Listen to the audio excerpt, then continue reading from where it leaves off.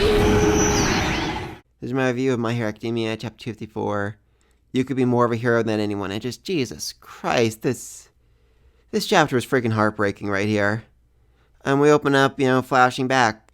Shirakumo, Aizawa, Mike, they were friends. They wanted to open up a hero agency together. They wanted to be heroes together, and all that ended so suddenly when he was crushed by rubble.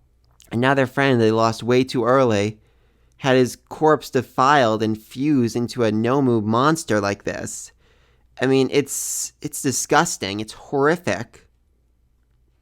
And the way... God, freaking Christ. The way All For One explains it. Like dumpster diving outside a 3-star restaurant.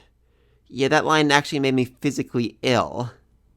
I mean, just so overwhelmingly horrific what he's done here. And the hope is basically that they can wake something up in Shirakumo, remind him of his past self, get some piece of him to remember them, to remember they once used to be a hero. And President Mike says, well, what about his parents? Wouldn't they be better at this? And Aizawa's response here, it's intense. No parents have to learn something so sickening. I mean, oh my god, everything in this chapter, I think that line hit me the hardest. Just Aizawa is so...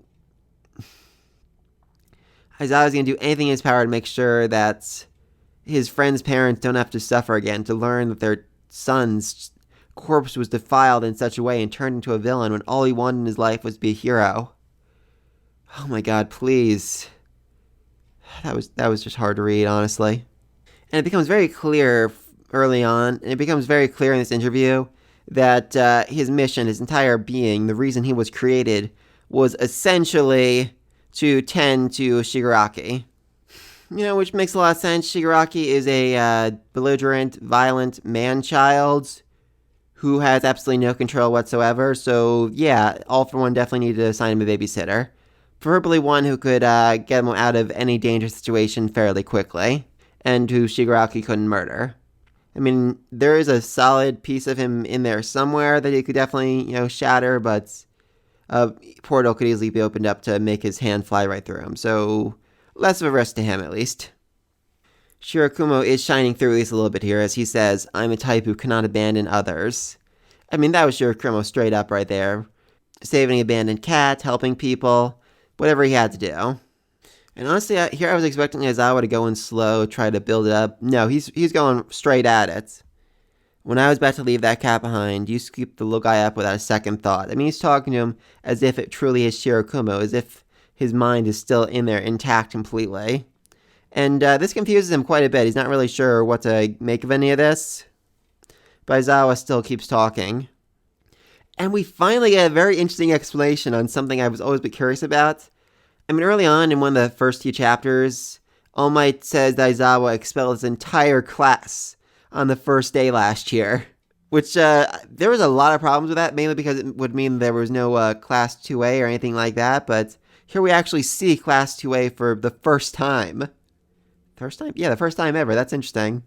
Essentially, he expelled every one of the students and then re-enrolled them a few minutes later, which was, I guess, helped them grow to learn the difference between self-sacrifice and suicide, to realize what could go wrong in an actual life-or-death battle, but it also means that each and every one of them has on their record they were expelled from UA. That's just weird right there. And Aizawa gives the last push he can, to the point where there are tears falling from his eyes. And he begs him, Shirakumo, you can still be a hero. The three of us can still be heroes together. And the machine blips and something small manages to come through. Now, does this mean Shirakumo's back entirely? Probably not. I think it'd be absolutely freaking amazing if he managed to, wake up from all this, his brain intact enough that he can recall the memories he shared with Aizawa and end up joining the hero team. I mean, seriously, they could really use a teleporter on the hero team, I'm just saying. They could get to emergencies so much faster that way. But I think it's more likely he's breaking through for just a minute here. Just one last minute where he's able to tell Aizawa what's happening, what's being planned, who the leader is, what's going on with all that. But I think this is just him breaking through for 1 minute. 1 minute where he can tell Aizawa that what's really going on, what's really being planned.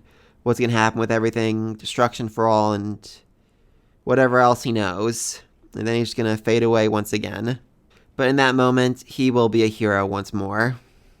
Just like he always was. Oh, God. And you just got to appreciate the strain Aizawa was under in this chapter. I mean, he was unable to blink for the entire chapter.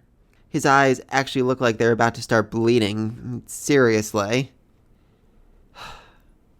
So yeah, I'm hopeful. I'm really hopeful next chapter he breaks through, Shirakumo busts out even just for a little bit, just to tell his friend thank you, just to tell him his death wasn't his fault. Just something, please. After all this emotional build-up, we need satisfaction.